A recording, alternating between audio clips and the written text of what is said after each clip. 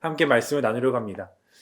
제가 청년 때 그 광고를 맡아서 한 적이 있습니다. 예배 중간에 광고 시간에 나가서 제가 광고맨으로 이렇게 교회 광고를 이렇게 나눴는데요. 한 가지 피드백이 광고만 하니까 너무 이렇게 딱딱하고 이렇게 재미없다고 또 지루하다는 피드백이 있었어요. 그래서 제가 조금이나마 그 분위기를 좀 깨기 위해서 한 가지 준비했던 게 넌센스 퀴즈를 준비해서 광고하기 전에 이제 좀 분위기를 조금이나마 좀 밝게 하기 위해서 넌센스 퀴즈를 준비해서 한 적이 있습니다. 오늘 이 수요기도 가운데서도 제가 좀 분위기를 조금이나마 좀 밝게 하기 위해서 넌센스 퀴즈를 몇 개 준비해봤어요. 한번 옆에 있는 가족들과 한번 맞춰보세요. 성경은 총 66권으로 되어 있습니다. 그리고 총 1189장으로 되어 있어요. 그러면 성경은 총 몇 글자로 되어 있을까요? 네. 2글자로 되어 있습니다. 왜냐하면 성경이니까. 지금 분위기가 어떨지 모르겠지만 계속 이어서 준비했으니까. 네. 두 번째는 제자들 중에 그 주부들과 친한 제자가 있어요. 주부들과 친한 제자 한 명이 있는데 누굴까요? 도마입니다. 도마. 네, 주부들이 도마를 많이 사용하니까 굴하지 않고 세 번째까지 하겠습니다. 네. 성경 인물 중에 보통 사람보다 손이 하나 더 있는 사람이 누굴까요? 성경 인물 중에 보통 사람보다 손이 하나 더 있는 인물. 삼손이죠. 제가 오늘 넌센스 퀴즈를 준비한 이유는 오늘 말씀의 제목도 어떻게 보면 넌센스 퀴즈에 속하는 것 같아요. 오늘 말씀의 제목이 하나님이 주신 세 개의 손입니다. 세 개의 손. 뭘까요? 네. 오른손, 왼손, 겸손입니다. 오른손, 왼손, 겸손이에요. 오늘 말씀 또 읽어보셨겠지만 오늘 여러분과 함께 말씀을 나눌 주제가 바로 겸손에 대한 말씀이에요.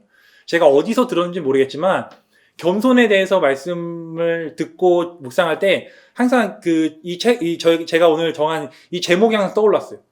누군가가 이 세상에서 하나님께서 우리에게 주신 세 가지의 손이 있는데 오른손, 왼손, 겸손이다. 그렇게 우리는 오른손만 사용하는 것이 아니라 왼손만 사용하는 것이 아니라 겸손을 사용해야 합니다. 이것을 어디서 제가 들었는데 그것이 제 마음속에 계속 머물러 있습니다. 성도님들 가운데도 이 제목과 이 제목의 답이 성도님들 마음에 계속 머물렀으면 좋겠어요. 그래서 오른손, 왼손, 겸손을 사용하는 여러분 되기 소망합니다. 사실 오늘 말씀의 주제는 참 부담스러운 주제입니다. 겸손. 왜냐하면 저도 겸손하지 못하고 매번 겸손과 교만 사이에서 계속 씨름하고 싸우고 있기 때문에 겸손하지 못한 제가 여러분에게 겸손하십시오. 이렇게 하면 겸손합니다라고 참 이렇게 설교를 해야 되는 것이 참 부담스럽습니다. 잠언을 보면 잠언의 사람을 두 가지 유형으로 말하고 있는데 지혜로운 자와 어리석은 자, 그리고 겸손한 자와 교만한 자 이렇게 나누고 있습니다. 그래서 잠언에 보면 중간중간에 겸손과 교만을 대비해 놓은 성경 구절이 곳곳에서 나옵니다. 잠언 11장 2절에 보면 교만이 오면 욕도 오거니와 겸손한 자에게는 지혜가 있느니라. 잠언 16장 19절 겸손한 자와 함께하여 마음을 낮추는 것이 교만한 자와 함께하여 탈취물을 나누는 것보다 나으니라. 네, 오늘 말씀이죠. 잠언 18장 12절 사람의 마음의 교만은 멸망의 선봉이요 겸손은 종기의 길잡이니라. 이렇게 교만과 겸손을 대비해 놓은 구절이 참 많습니다. 겸손이란 단어가 성경에 총 40번 나오는데요. 잠언에 8번 가장 많이 겸손이란 단어가 나옵니다. 저와 여러분이 정말 하나님 안에서 진정한 겸손의 사람이 되길 소망합니다. 국어사전에서 말하는 겸손의 뜻은 남을 존중하고 자신을 내세우지 않음이 국어사전에 나오는 뜻입니다. 그런데 생각해보면 세상에서 말하는 이 겸손은 때로는 상황에 따라 그리고 그 사람과 제가 어떤 관계이냐에 따라서 저는 그 사람을 겸손한 사람 또 겸손합니다라고 보지만 또 누군가는 그 제가 본 겸손과 다르게 교만한 것처럼 볼 수가 있어요. 왜냐하면 상황이 다르고 관계가 다르기 때문이에요. 그러나 하나님께서 말씀하시는 겸손은 이 진리는 변하지 않는 거예요. 기준이 있다는 거죠. 겸손은 태어날 때부터 갖고 태어나는 것이 아니에요. 겸손은 한 번 겸손했다고 해서 쭉 겸손해지는 것도 아닙니다. 또한 겸손은 한순간에 겸손한 사람이 되는 것이 아니에요. 계속 노력하고 그 교만과 겸손 사이에서 계속 씨름하고 싸우고 그 교만을 겸손으로 이겨내야 된다는 거예요. 제가 좋아하는 TV 프로그램 중에 생활의 달인이라는 프로그램이 있습니다. 생활의 달인. 어떤 프로그램이냐면 한 분야에서 전문가가 되는 거예요. 한 분야에서 탁월한 사람이 돼서 그 경지에 이르면 다른 사람보다 탁월하고 다른 사람보다 그 분야를 잘하면은 달인으로 인정되는 거죠. 그 사람들이 달인이 될 수 있는 건 연습이었어요. 계속 연습한 거죠.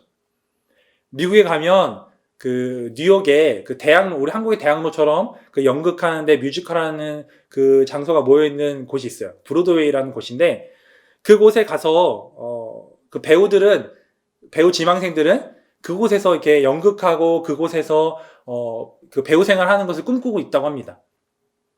배우 지망생인 한 청년이 이제 브로드웨이 갔어요. 브로드웨이 근처에 갔습니다. 근처에 가서 지나가는 행인에게 물어봤습니다. 이렇게 물어봤다고요. How to go to Broadway.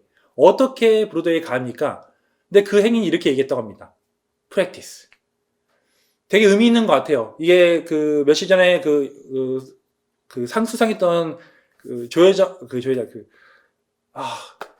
윤여정 배우가 얘기했던 것 중에 하나인데요. 어떻게 하면 브로드웨이 갈 수 있습니까? 라는 얘기에 연습, 프랙티스라고 얘기했어요. 연습을 해야 그 브로드웨이에 갈 수 있다라는 그런 의미죠.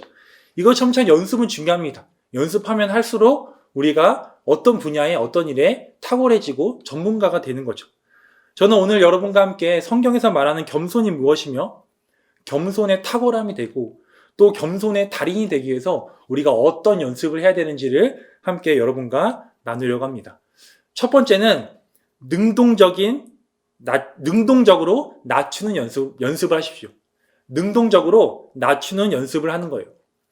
낮아지는 것은 두 가지가 있다고 합니다. 스스로 낮아지는 능동적인 행위와 어쩔 수 없이 낮아지는 수동적 행위가 있어요. 쉽게 예를 들어보면 여러분과 제가 죄를 지었어요. 죄를 지었을 때 이 죄를 주님 앞에 나와서 무릎 꿇고 죄를 자백하고 고백하고 회개하며 나가는 것이 능동적으로 낮아지는 거예요. 그러나 죄를 버티고 또 숨기다가 하나님께서 그걸 들춰내셔서 우리가 낮아지는 것을 수동적인 낮아짐이라고 할 수 있죠. 세상에는 낮아지지 말고 어깨를 펴라. 낮아지지 말고 높은 곳에 올라가라. 라고 말씀하세요. 그러나 우리 예수님이 이렇게 말씀하십니다. 누가복음 18장 14절. 무릇 자기를 높이는 자는 낮아지고 자기를 낮추는 자는 높아지리라 하시니라. 능동적으로 우리가 낮출 때 하나님에 의해서 우리가 수동적으로 높아지는 거예요. 그렇게 우리는 낮아지는 연습을 하길 소망합니다. 외줄타기의 신기록을 보유하고 있는 닉 월랜다라는 사람이 있습니다. 이분은 2012년도에 외줄로 그 나이아가라 폭포를 건넜어요. 나이아가라 폭포를 건너고 그리고 최초로 그랜드 캐년을 그 외줄 하나로 외줄타기로 그 길을 건넜습니다. 그런데 이 닉 월랜다가 유명한 사람을 넘어서 위대한 사람이 될 수 있었던 이유가 다른 이유가 있었다고 합니다.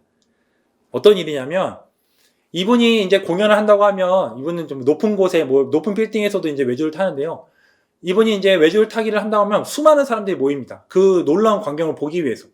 근데 그 수많은 사람들이 모이는데 그 공연이 끝나고 나서 그 높은 곳에 있었던 그 월랜다 그분이 이제 밑으로 내려와서 그 수많은 사람들이 모였을 거 아니에요. 자기의 공연을 보기 위해서 모였던 사람들이 이제 떠나면 뭐가 남죠? 수많은 쓰레기가 남아요.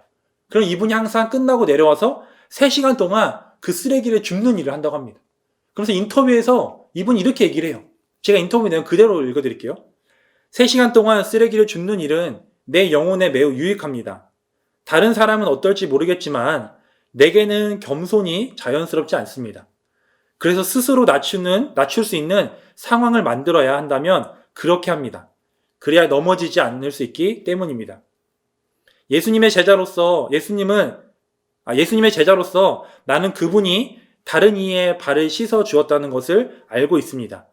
그래서 저 또한 그렇게 남을 섬기지 않으면 내 자아만 섬기기 때문입니다.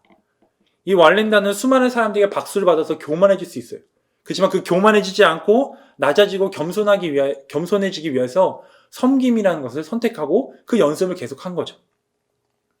유영진 목사님이란 분이 또 겸손에 대해서 이렇게 정의하셨어요. 겸손의 소극적인 면은 자기를 낮추는 것이고 적극적인 면은 섬김이다 라고 말씀하세요. 낮아짐과 섬김하며 떠오르는 분이 누구시죠? 바로 예수님이세요. 예수님께서 어떻게 하셨나요?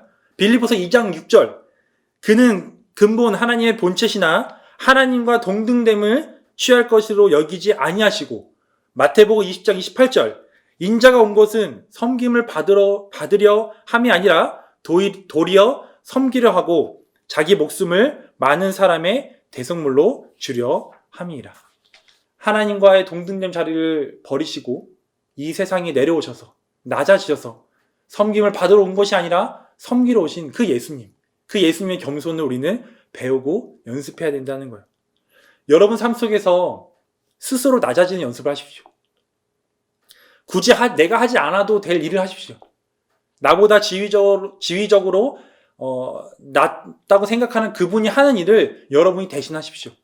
섬김을 받을 수 있지만 내가 도리어 그분을 섬겨주는 그런 연습을 하십시오. 그래서 우리 안에 교만이 생기면 안 됩니다. 우리가 낮아지기 힘든 이유는 교만의 마음이 들어오기 때문이에요. 우리가 언제 제일 낮아지기 힘들까요? 바로 누군가보다 내가 조금 더 갖고 있다면, 더 갖고 있을 때 우리는 낮아지기 참 힘들고 교만해진다고 합니다.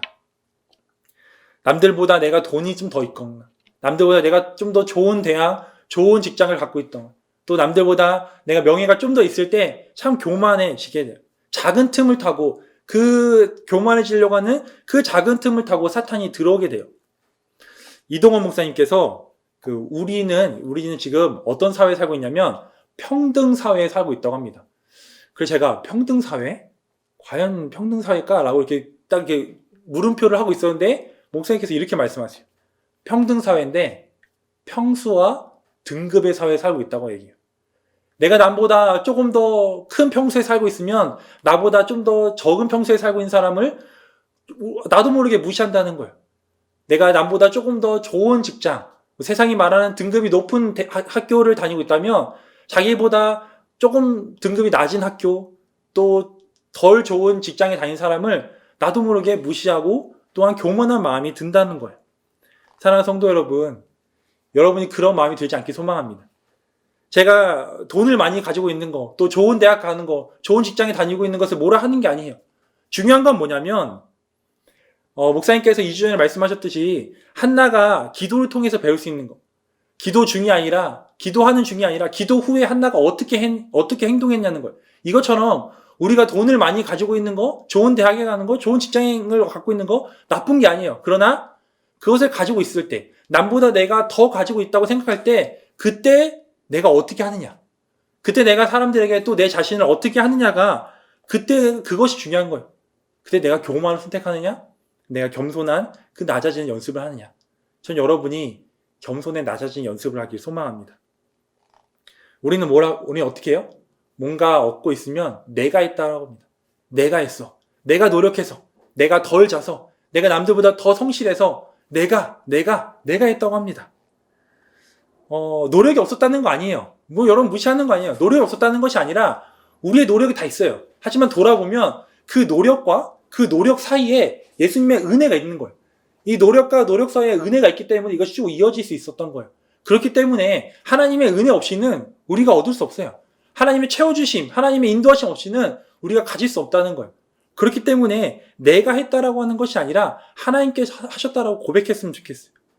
우리가 많은 것을 갖고 교만해지는 그 틈에 있을 때 여러분 이렇게 고백했으면 좋겠습니다. 이것은 하나님이 주신 선물이야.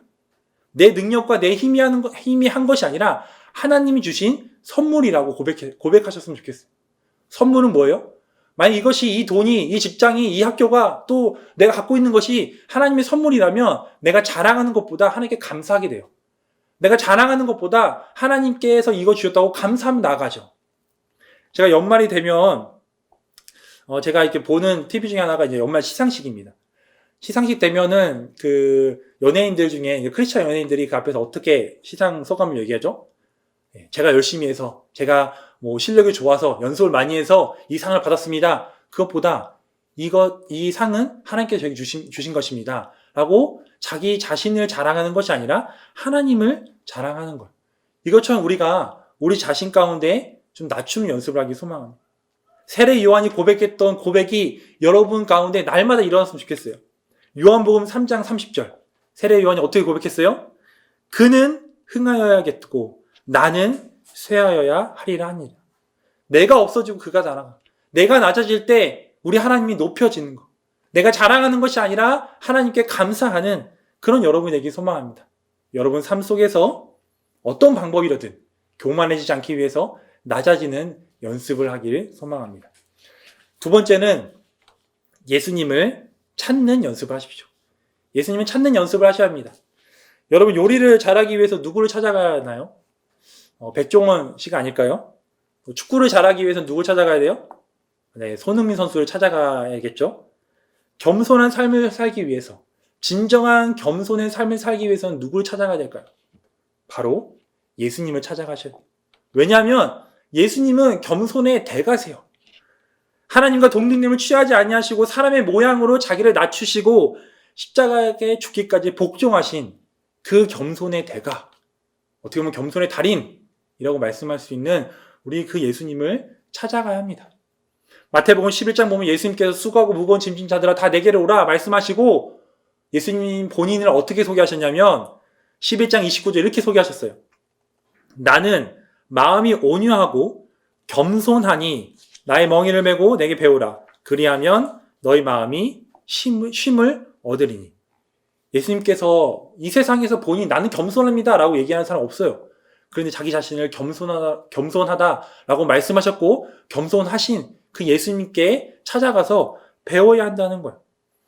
그럼 예수님을 어떻게 찾아가야 하나요? 어떤 방법을 찾아가야 하나요? 이렇게 질문할 수 있죠. 뭐 여러 가지 방법이 있을 수 있을 텐데, 저는 이렇게 얘기해주고 싶어요. 제가 서두에 그 브로드웨이 얘기했죠. How to go to the Broadway. 브로드웨이 가면 어떻게 합니까? 이 질문을 제가 좀 바꿔봤어요. 어떻게 바꿔봤냐면, How to go to Jesus. 예수님께 어떻게 가야 합니까? 그 답은 바이블. 성경 말씀이에요. How to go to Jesus. 예수님이 어떻게 찾아가야 합니까? 여러 가지 있겠지만 그 기본, 그 시작은 바로 바이블. 하나님의 말씀이라는 거예요. 하나님의 말씀을 통해서 예수님을 찾아가야 해요. 여러분이 하나님의 말씀을 통해서 예수님을 찾는 연습을 했으면 좋겠어요. 성경 말씀에 보면 예수님께서 겸손하게 하셨던 일들, 말들이 너무나 많아요. 제가 감히 여러분에게 어떻게 이렇게 겸손하십시오라고 얘기할 수 없지만 이 성경 말씀에 나온 예수님은 여러분에게 이렇게 하라. 이러면 겸손한 사람이 될 것이다. 그리고 나처럼 섬기라 라고 이렇게 말씀하셨던 그 예수님에 따라서 살아가는 여러분 되기 소망합니다. 세상에 말하는 기준은 다 달라요. 흔들리거나 또 때로는 변화돼요. 하지만 변하지 않는 진리, 이 성경 말씀에 써있는 이 겸손은 변하지 않고 우리에게 모두 같은 기준, 하나님의 기준을 말씀하고 있기 때문에 우리가 이 성경 말씀을 통하여서 예수님을 찾는 여러분 되기 소망합니다. 성경 말씀을 통해서 예수님께서 하셨던 일들 보면 겸손한 일들 참 많아요. 그 중에 하나가 좀 떠오르는 것이 예수님께서 이스라엘 왕이 되셔서 이제 이스라엘 입성하실 때 예수님께서 무엇을 타고 들어가세요? 어린 나귀를 타고 들어가세요. 요즘 뭐 대통령이나 누가 어디서 무슨 금메달 따고 돌아오면 어떻게 해요? 퍼레이드가 열리고 좋은 차를 타고 이렇게 행진하잖아요. 근데 이스라엘 왕이라고 여겼던 그 사람들 가운데 예수님께서 어린 나귀를 타고 들어가세요. 전 이 또한 이것이 예수님의 겸손함 중에 하나라 생각합니다. 또한 성경 말씀 보면은 제자들과 믿음의 조상들의 그 삶을 보고 우리가 또 예수님의 겸손을 배울 수 있어요. 예를 들면 바울과 바나바예요. 제가 이거 예전에 한번 그 수요일 때 한번 말씀드린 적이 있는데 바울과 바나바가 이곳저곳 돌아다니면서 복음을 전합니다. 복음을 전하고 사도행전 14장 보면 루스드라라는 지역에 가서 예수님께서 하셨던 사역을 그대로 해요. 사람들에게 복음을 전하고 병을 고치고 사람들에게 정말 하나님의 그 제자로서 하나님께서 말씀하신 대로 사역을 합니다. 그러니까 사람들이 이제 바울과 바나바를 찬양하는 거예요. 그래서 바나바를 제우스라고만 여기고 바울을 막 헤르메스라고 여기면서 바울과 바나바에게 제사를 지내자 막 이렇게 사람들이 박수를 치고 칭송합니다. 그때 바울과 바나바가 어떻게 합니까?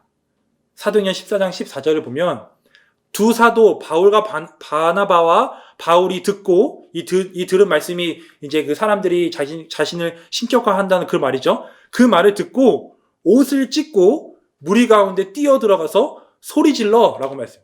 여기서 어떤 소리 지르냐면, 여러분 지금 뭐 하십니까? 왜 바울과 바나바 저희를 섬깁니까? 저희가 아니라 만물을 지으시고 살아계신 하나님께로 돌아가십시오 라고 옷을 찢으면서 얘기한, 이 사건을 통하여서, 이 두 제자를 통해서 우리는 겸손을 볼 수 있어요. 칭찬은 고래를 춤추게 한다라는 얘기가 있어요. 그런데 저는 더 나아가서 칭찬은 교만을 춤추게 하는 것 같아요. 누군가 저도 그래요. 누군가가 조금이나마 저에게 칭찬해주면 저도 모르게 정말 저 밑에서, 한 이 정도에서 교만이 막 꿈틀꿈틀거립니다.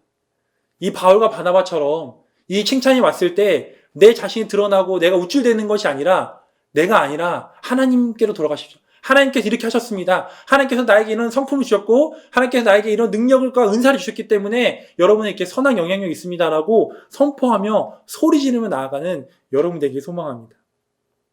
로버트 레이턴이라는 분이 이렇게 얘기했습니다. 하나님과 가장 가까운 사람이 겸손한 사람이다. 하나님과 가장 가까운 사람이 겸손한 사람이다.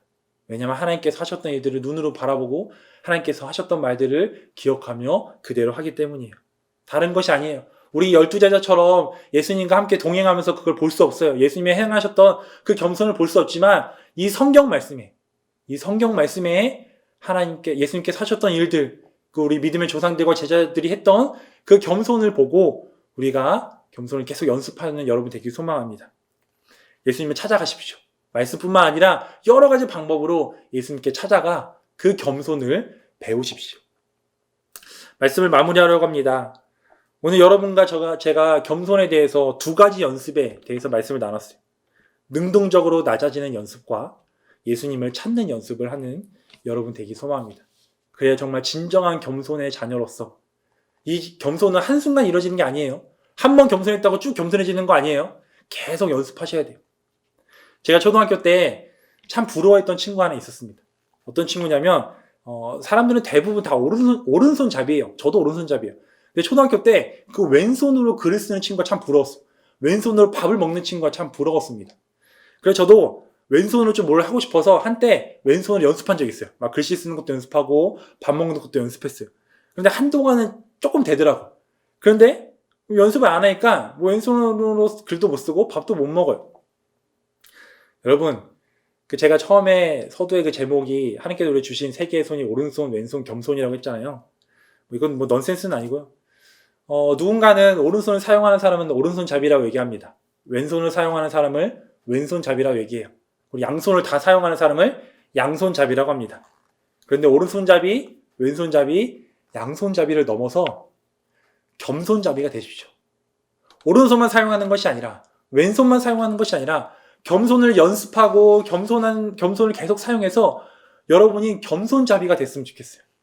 그래서 여러분들이 하나님께서 주신 이 손을 가지고 오른손잡이, 왼손잡이, 겸손잡이, 그래서 누군가가 여러분에게 오른손잡이, 왼손잡이 물어보면 웃을 수도 있겠지만 겸손잡이라고 얘기할 수 있는 그런 겸손의 달인까지 갈 수 있도록 계속해서 여러분 안에서 교만해지지 않고 겸손의 연습을 하는 그런 주님의 겸손한 자, 예수님을 따르는 겸손한 자가 되길 소망합니다. 오늘 저 여러분과 함께 찬양 하나 나누려고 하는데요. 말씀을 준비하면서 저도 처음 들어본 찬양이에요. 겸손이란 찬양이 있더라고요. 이 찬양 가사가 너무나 좋아요. 이 찬양 가사 안에 겸손에 대해서 어떻게 겸손해야 되는지 다 담겨 놓은 것 같아요. 그 중에 제 마음속에 와닿았던 가사가 이런 가사였어요. 내가 강한 것이 아니라 주가 강함을 보여줌이 진정한 겸손. 내가 강한 것이 아니라 주가 강함을 보여주는 것이 진정한 겸손이라는 거예요. 내가 강해 보이겠다고 하는 것이 아니라 내 뒤에서 일하시는 그 강하신 하나님을 보여주는 것이 진정한 겸손이라고 말하고 있습니다. 우리 함께 찬양 영상으로 같이 함께 보시고 듣고 또 따라 부르시면서 함께 찬양으로 은혜 받고 다시 모여서 함께 기도했으면 좋겠습니다.